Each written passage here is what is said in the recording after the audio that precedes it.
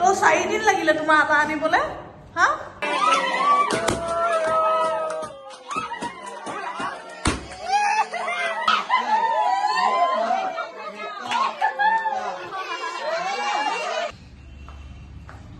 আটা আনিলা নাই অ পইচা ঘূৰাইও পালা আটা ক'ত আনিলা আটা আহি পালেহি এতিয়া ৰুটি বনাব লাগিব ৰুটি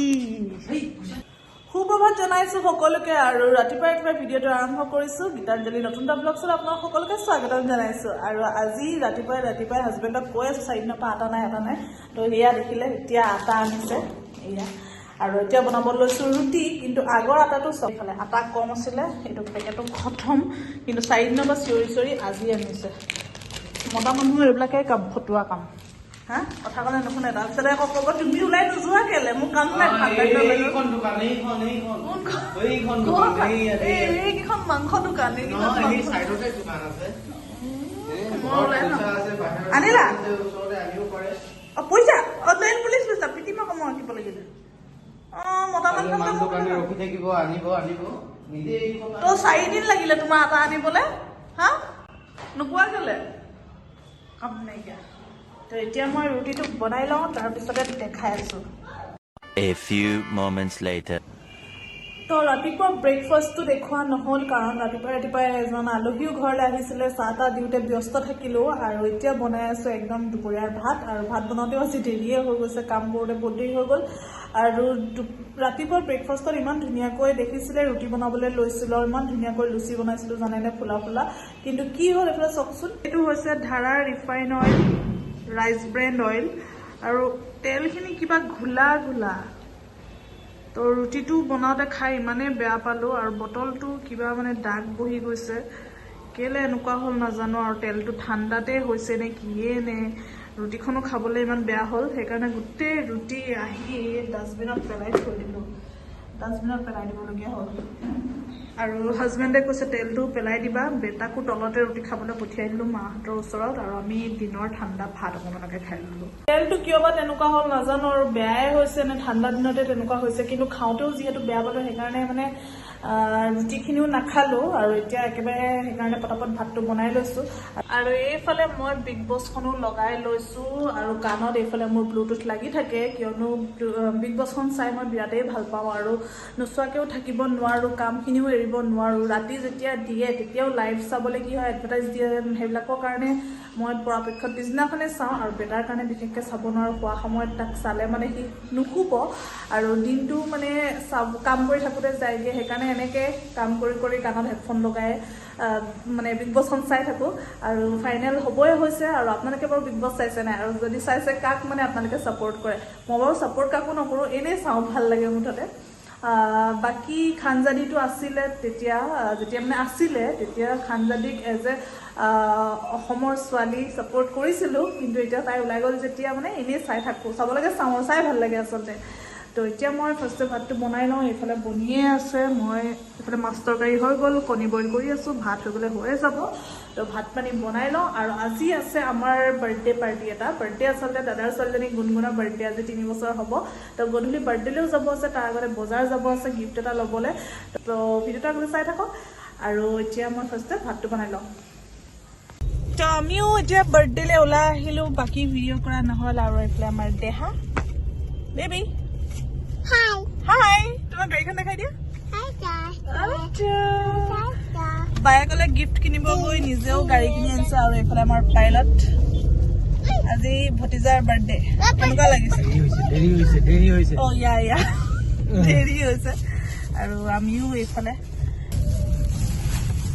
তো এইটো সৰুকে গিফ্ট এটা পেক কৰি ল'লোঁ ওচৰৰ পৰাই মিলন নগৰৰ পৰা আৰু বজাৰলৈ যাবলৈও নহ'ল আৰু এতিয়া আমি ফাৰ্ষ্টে বাৰ্থডেলৈ গৈ থাকোঁ দেৰি হৈছে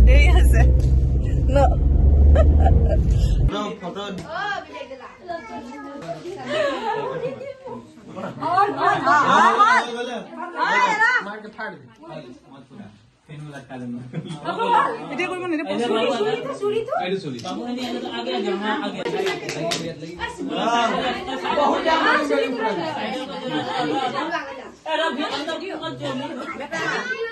কি হলো এটা ফুসফুসি হলে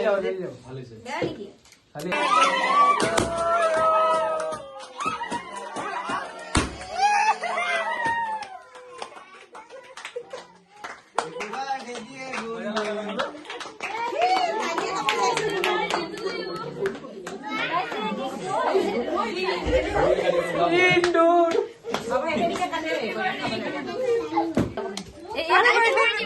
হাতটো গুচাই দে হাতটো গুচাই দে এই কি আমাৰ এই পাপা খাই দে পাপা খাই দিয়া ভাইটি খাই দে ভাইটি খাই দে ভাইটি খাই দে বাক খুৱাই দিয়া বেবি ভাইটি খাই দে খাই লো বেটা খাই লো পাপটো লাগি আছে তাৰ এটো বুজি দিবা খাই লো বেটা খাই লো খাই দিয়া খাই না খাই বেটি না ইনষ্টাগ্ৰাম দিবা কপি কৰি ব্লগ তো ব্লগ ইনষ্টাগ্ৰাম মানে মুখটো সানো বে সানো কৰে দে আছা নিজে আঙুলি দিলে গওৰ মুখে খাই বলি গলি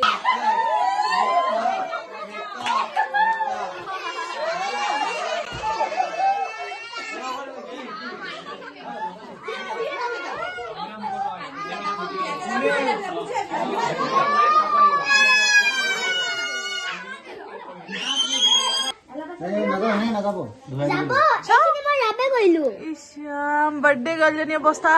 হ'ব তুমি আকৌ টাকা কিব নালাগে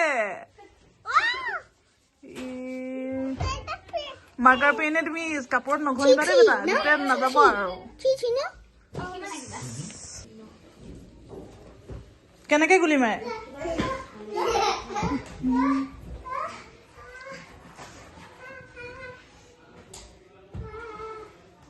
তাই লগাইছে নো বেটা দম দিছে